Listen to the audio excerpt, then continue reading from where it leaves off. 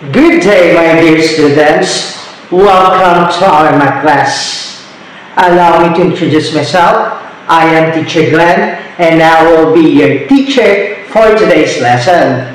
I hope that you will listen attentively and be ready with your pen and notebook for some important points to be written and answered. The lesson for today is about AA or angle-angle similarity theorem. Before that, let us define similarity and congruence. What is the difference between the two? When we say similar figures, they have the same shape, they may or may not have the same size. While congruent figures are identical figures, they have the same shape and the same size. Angle-angle similarity theorem states that if two angles of one triangle are congruent to the two angles of another triangle, then the two triangles are similar. Given angle A is congruent to angle X and angle B is congruent to angle Y, prove that triangle ABC is similar to triangle XYZ. Statement 1, we have angle A is congruent to angle X and angle B is congruent to angle Y. Reason, it is already given. Statement 2, measure of angle A is equal to measure of angle X. Measure of angle B is equal to measure of angle Y. Reason, definition of congruent angles. For statement 3, measure of angle A plus measure of angle B is equal to measure of angle X plus measure of angle Y. Reason, addition property of equality. And statement 4, we can write measure of angle A plus measure of angle B plus measure of angle C is equal to 180 and measure of angle X plus measure of angle Y plus measure of angle Z is equal to 180. And the reason is triangle angle sum theorem.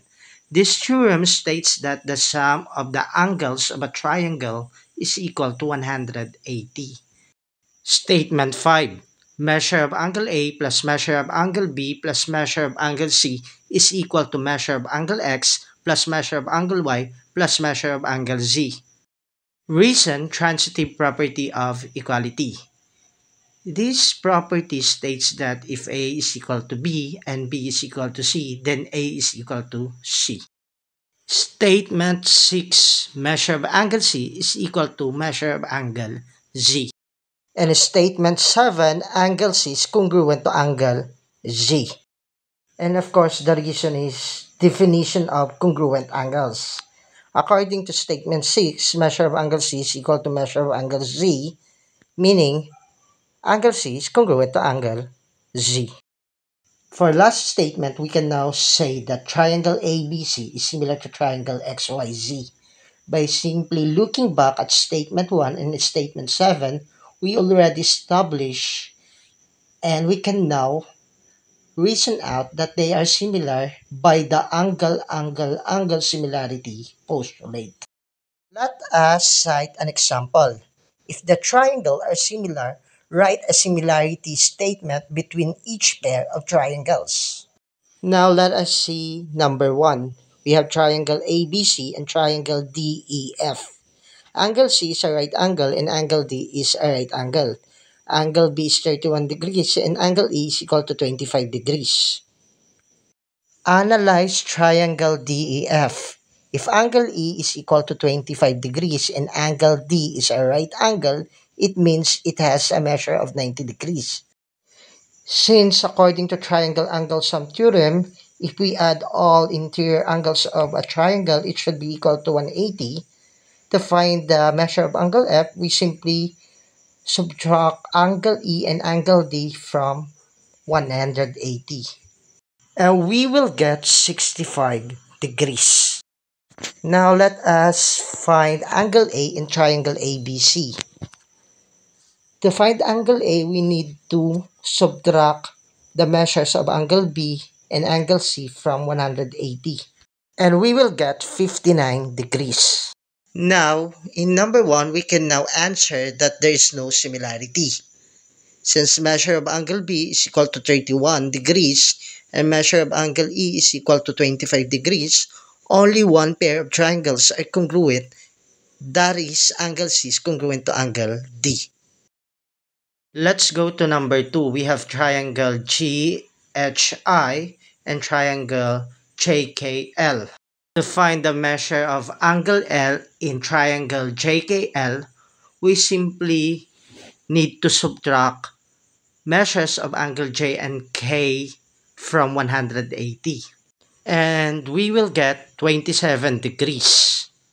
Let us now compare the measures of the angles of the two triangles.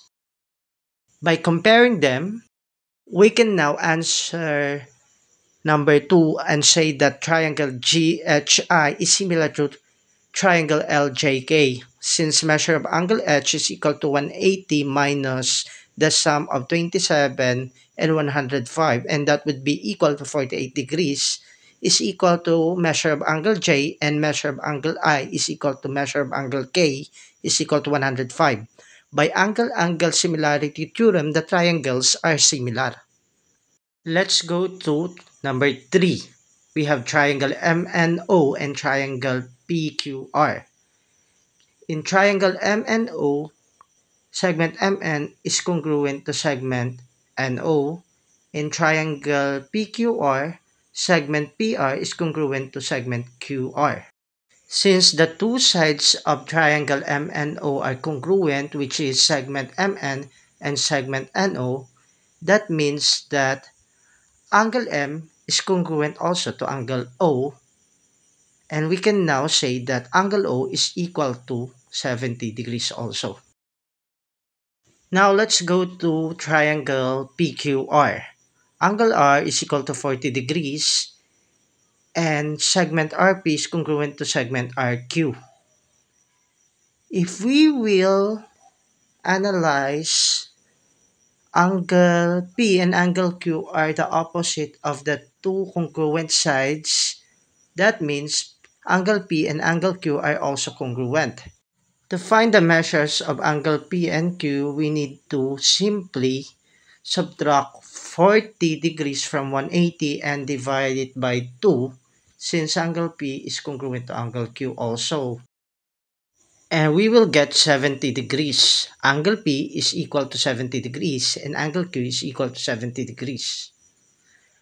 We can now answer number 3. Triangle MNO is similar to triangle QRP. Measure of angle N is equal to 180 degrees minus 2 times 70 degrees is equal to 40 degrees is equal to measure of angle R, and measure of angle P is equal to measure of angle Q is equal to 180 degrees minus 40 degrees divided by 2 is equal to 70 degrees is equal to measure of angle M. And that ends our lesson for today. I hope that you had fun learning from our today's lesson. If you have any question, feel free to comment down below your question. And please like this video if you have learned something. Bye guys, see you again next time.